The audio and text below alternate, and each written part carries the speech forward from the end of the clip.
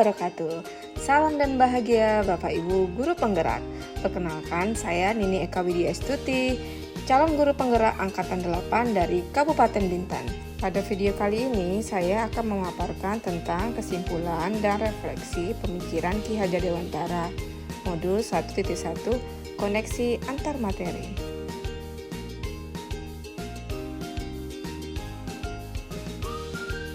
Pendidikan dan pengajaran tidaklah sama. Pengajaran adalah bagian dari pendidikan. Menurut Ki Hajar Dewantara, pengajaran adalah proses pendidikan dalam memberi ilmu untuk kecakapan hidup anak secara lahir dan batin.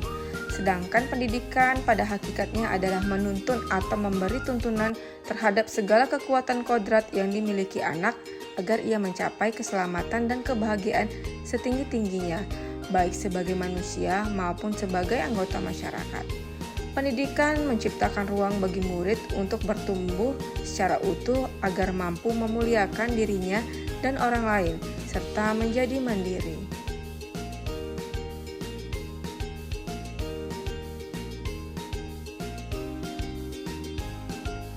Sebelum mempelajari modul 1.1 tentang pemikiran Ki Hajar Dewantara, pembelajaran yang saya lakukan hanya sebatas mentransfer materi pembelajaran saja.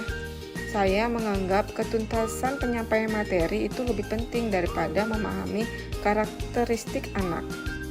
Saya lebih banyak menilai murid dari aspek kognitif daripada aspek yang lainnya. Jika murid sudah mencapai KKM, biasanya pembelajaran sudah dianggap berhasil.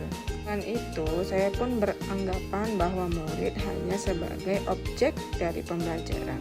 Hingga pembelajaran hanya terpusat pada guru atau teacher center.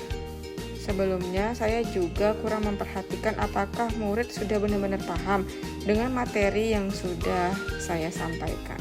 Karena fokus utama saya lebih ke ketercapaian materi. Mengingat materi yang saya sampaikan atau yang saya ajarkan cukup padat setiap semesternya.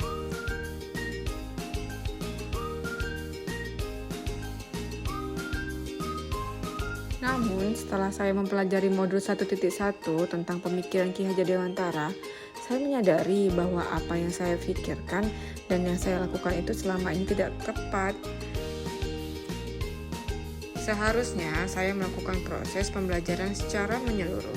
Bukan hanya aspek kognitif saja, tapi melainkan ada aspek afektif, psikomotorik, spiritual, sosial, dan budaya.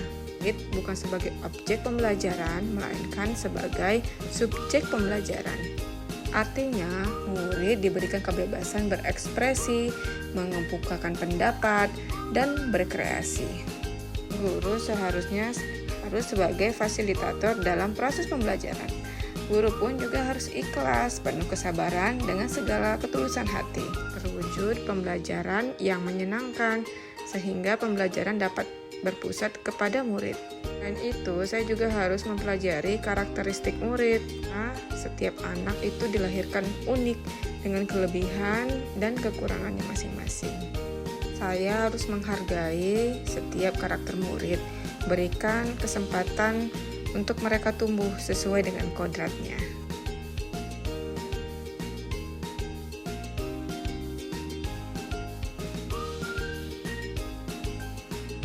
Yang dapat segera saya terapkan dalam proses pembelajaran di kelas antara lain, yang pertama, saya harus merancang pembelajaran yang interaktif dan menyenangkan dengan melibatkan murid sebagai metode student center. Berikutnya, saya akan menerapkan pembelajaran abad 21, yakni berpikir kritis, kreatif, komunikasi, dan kolaborasi. Pelajaran tidak lagi menuntut, tetapi harus menuntun. Karena tugas guru memberikan tuntunan atau arahan yang baik kepada murid, berusaha menjadi teladan bagi murid, baik perkataan maupun perbuatan. Selanjutnya, saya harus mengenali karakter dan latar belakang murid dengan menjalin komunikasi yang baik. Semoga video ini menginspirasi para guru hebat pejuang pendidikan. Salam guru penggerak, tergerak, bergerak, dan menggerakkan. Assalamualaikum warahmatullahi wabarakatuh.